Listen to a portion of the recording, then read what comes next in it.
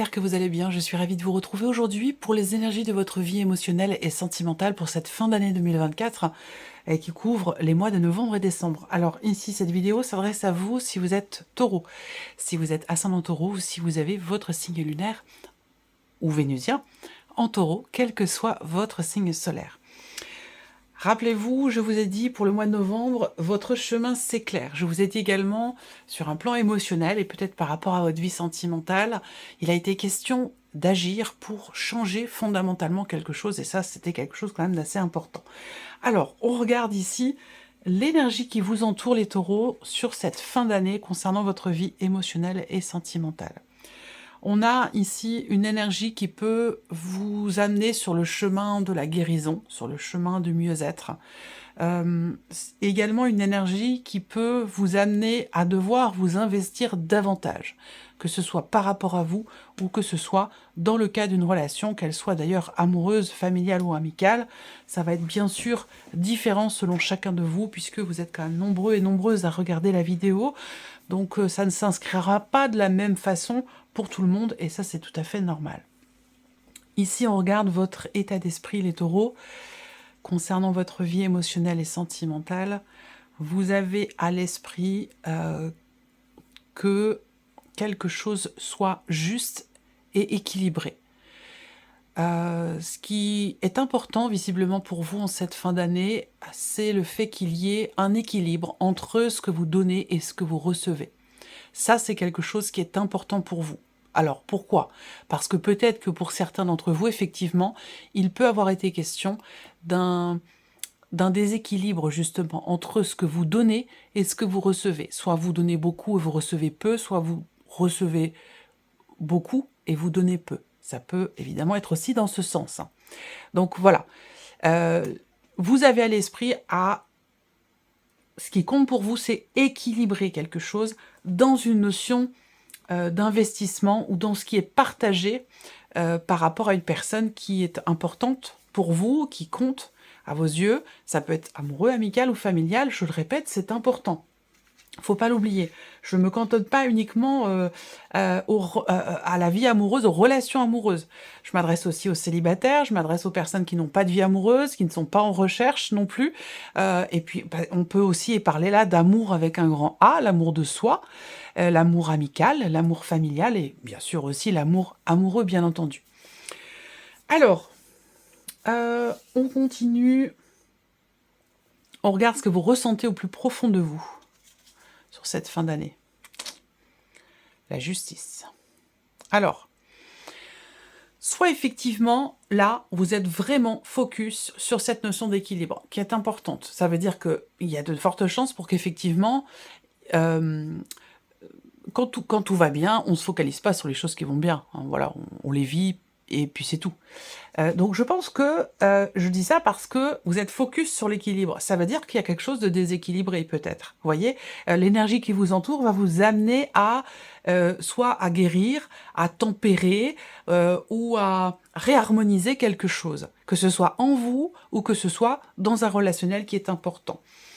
Vous avez à cœur aussi que peut-être justice soit faite, peut-être que vous êtes en plein milieu d'une procédure de divorce, c'est possible pour certains d'entre vous, et vous avez à cœur effectivement que justice soit faite. Il a peut-être été question à un moment donné aussi d'un sentiment d'injustice, et ce besoin, cette envie, cette volonté aussi que quelque chose revienne à sa place, que quelque chose se remette en ordre, ou que justice soit faite, effectivement, ça c'est possible également. Pour d'autres, ce qui est ressenti au plus profond de soi, ça peut être aussi tout simplement une harmonie, un équilibre, puisque vous avez à l'esprit cette notion d'équilibre, de donner-recevoir.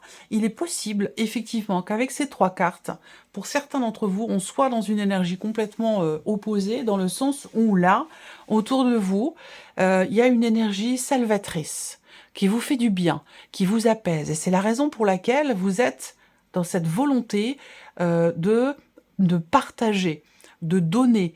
Il y a cette ouverture aussi qui est présente pour recevoir. Donc il y a quelque chose de très fluide pour certains d'entre vous dans ce qui est vécu socialement parlant, que ce soit amical, familial ou amoureux, où voilà, on donne, on donne, on donne, et on reçoit aussi, et on se sent bien, et il y a une forme d'équilibre et d'harmonie intérieure. Ça peut aussi être ça pour certains ou certaines d'entre vous. On regarde ce que vous faites concrètement pour votre vie, pour votre équilibre émotionnel, votre vie sentimentale. Le 8 de coupe, vous faites le ménage. Vous faites le ménage, vous tournez une page, vous tournez des pages. Voilà, le 8 de coupe, c'est, on est dans le... on agit pour accueillir, on agit pour accepter, on agit pour avancer, pour aller de l'avant, pour se délester de ce qui est obsolète, de ce qui n'a plus lieu d'être, pour pouvoir avancer plus légèrement. Donc vous voyez, globalement, il y a vraiment cette énergie de peut-être de guérison, de pardon, que ce soit pour soi, par rapport à quelqu'un, où on retrouve un équilibre. Pourquoi? Parce que on fait en sorte soit de faire le deuil d'une situation, le deuil d'une relation, où on fait en sorte de ne plus s'alourdir de ce qui n'a pas lieu d'être. Voilà, donc c'est quand même assez clair pour vous, les taureaux, ce tirage, en tout cas pour l'instant. On continue. On va maintenant regarder la personne qui est en face de vous. Pour certains, ce sera un parent. Pour d'autres, ce sera un enfant. Pour d'autres, ce sera une amitié. Ou la vie amoureuse, évidemment, puisqu'on parle de vie émotionnelle et sentimentale ici dans ce tirage. Alors, quelle énergie entoure la personne qui est en face de vous? Cadeau, don, surprise. On a... c'est une très très belle carte. Hein. Il y a une résilience là.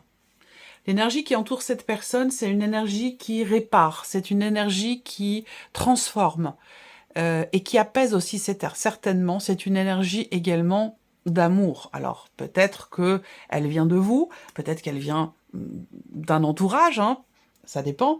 Mais en tout cas, on voit que l'énergie qui entoure cette personne, c'est une énergie qui est peut-être un don du ciel, quelque chose qui vient, je pense, penser des blessures, vous voyez, ou qui aide en tout cas à ce qu'on soit dans l'action pour justement penser des blessures. On regarde l'état d'esprit de la personne qui est en face de vous concernant votre relation ou par rapport à sa situation, le 10 de bâton. On a quelqu'un quand même qui porte beaucoup sur ses épaules, ou qui a beaucoup porté sur ses épaules. Quelqu'un qui est alourdi aussi. Et on voit que vous êtes dans une dynamique où il n'est pas question de continuer d'avancer en portant sur vos épaules ce que vous n'avez pas ou plus à porter. Donc là, vous n'en êtes peut-être pas rendu au même point l'un et l'autre par rapport à cette notion-là. On voit que cette personne-là en face de vous, elle plie sous le poids d'un fardeau, de quelque chose qui est lourd à porter. Et donc on voit que c'est quand même assez... bon, on est quand même sur un 10, mais on voit que c'est quand même assez... pesant, j'allais dire. Donc on va voir ce qui est ressenti hein, pour cette personne, mais elle a à l'esprit, je pense, cette personne, aujourd'hui, vous, c'est déjà fait, vous êtes sur le chemin de quelque chose de nouveau, vous laissez derrière vous ce qui n'a plus lieu d'être. Cette personne ici, elle prend conscience, effectivement, d'être ralentie et de s'alourdir par le poids de certaines choses qui sont un fardeau ou qui sont vécues comme un fardeau. Donc cette personne prend conscience de ça, j'ai l'impression ici. Qu'est-ce qu'elle ressent, cette personne au plus profond d'elle-même? Oui, la reine de denier. Reconstruire, se relever la tête, se redresser. Cette personne, au fond d'elle-même, elle a à cœur de soit se stabiliser émotionnellement ou retrouver une bonne situation, que ce soit sur un plan émotionnel ou par rapport à sa vie. Mais on a quelqu'un qui veut se reconstruire, qui veut reconstruire quelque chose. Voilà. Donc, on va voir. Qu'est-ce que cette personne fait concrètement par rapport à votre relation, concernant votre relation? Le cavalier de denier. On a quelqu'un ici qui veut prendre son temps, et qui prend son temps, puisque c'est l'énergie d'action ici.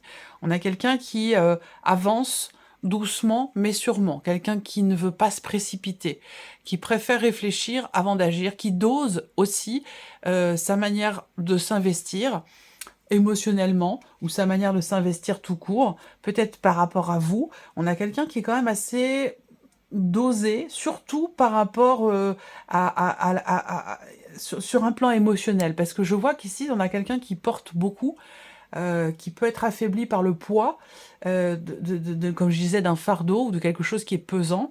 Et on a ici cette personne qui, émotionnellement, est dans les actes, dans les faits, est beaucoup dans la gestion, la maîtrise de ce qui est donné, partagé. On a quelqu'un qui est capable de se poser des limites, quelqu'un qui est assez, j'allais dire quand même, quelqu'un d'équilibré, et qui est capable de savoir ouais, d'oser maîtriser sa manière de s'investir. Je pense que là, c'est pas quelqu'un qui s'économise ou quelqu'un qui est calculateur, c'est plutôt quelqu'un qui a connu l'épuisement par une situation, par quelque chose, et qui sait aujourd'hui comment faire pour ne pas se laisser déborder. Vous voyez, ne pas se laisser envahir. Et donc, c'est dans cette mesure-là que là, on a quelqu'un qui prend son temps, qui ne veut pas se précipiter ou mettre la charrue avant les bœufs. On a quelqu'un qui est dans la prudence, dans la modération, voilà. Et qui est dans une volonté aussi quand même de se construire, de se reconstruire. On va mettre vos énergies respectives en corrélation et voir ce qui ressort. Alors, vos états d'esprit respectifs.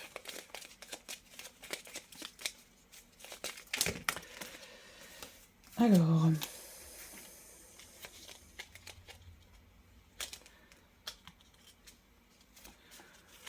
vos états d'esprit respectifs, qu'est-ce que ça donne si ça se rencontre? Taureau.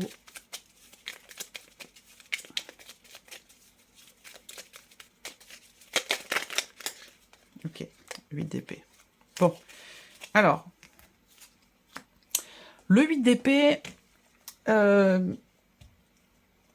on peut parler ici d'une non-acceptation. C'est-à-dire que là, si vous partagez ce qui se passe dans vos têtes respectivement, là, on peut avoir un refus, on peut avoir un rejet, on peut avoir un déni, on peut avoir une non-acceptation de la situation ou de ce que l'autre pense ou dit. Vous voyez, le 8 d'épée, on voit bien qu'il y a quelque chose qui n'est pas accepté. Ou alors on ne veut pas voir. On fait semblant de ne pas voir ou on ne veut pas regarder.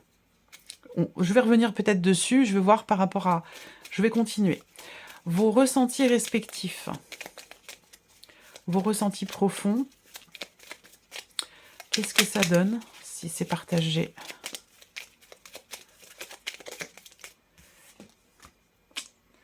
Non-communication.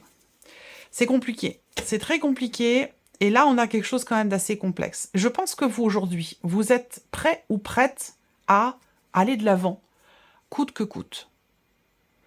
C'est-à-dire que là, c'est plutôt, j'allais dire, de votre côté, c'est plutôt qui même me suivent.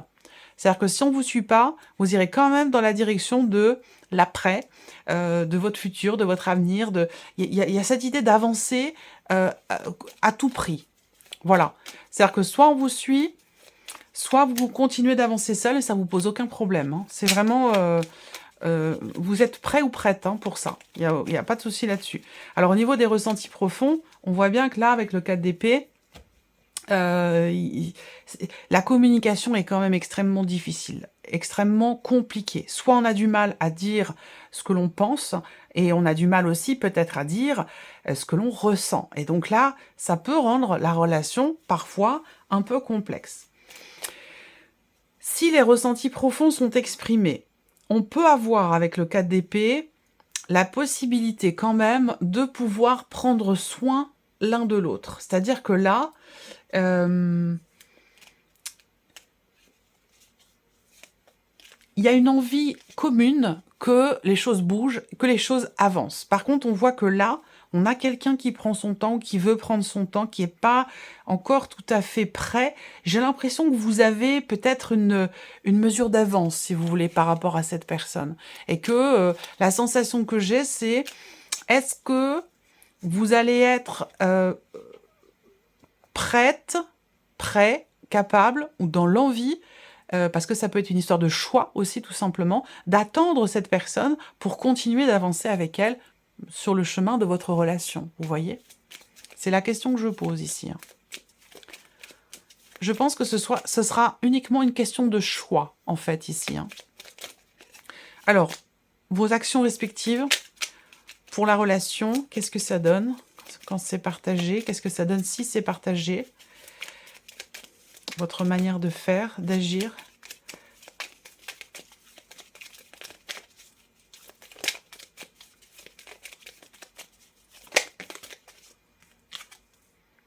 Bon, le cavalier d'épée, ok. Donc là, l'idée d'accélérer les choses.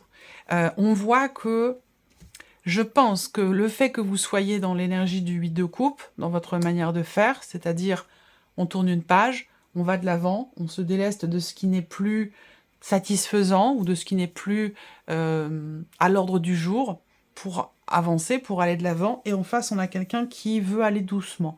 Donc, l'idée, c'est que s'il y a une interaction ici entre vous, dans vos manières respectives d'agir, il est fort possible que qu'il soit question d'accélérer un peu le pas. Voilà, donc ça revient à la question que je posais tout à l'heure.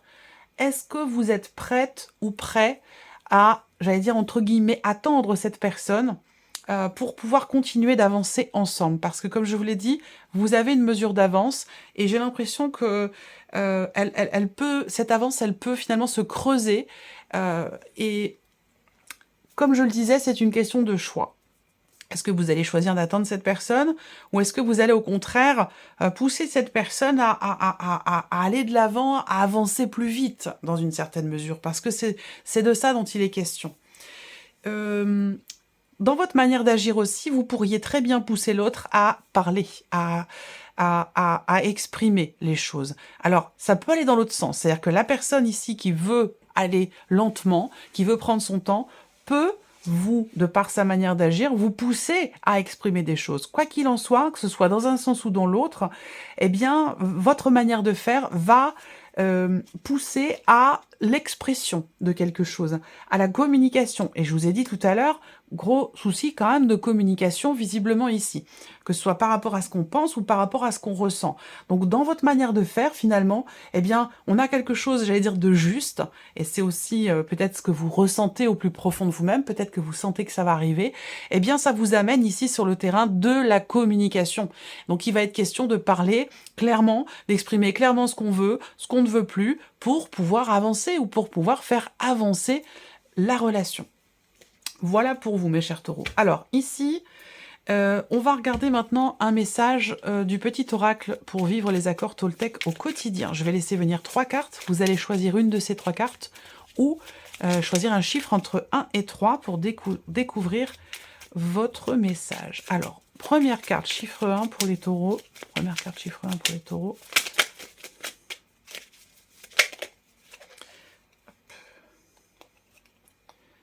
Voilà.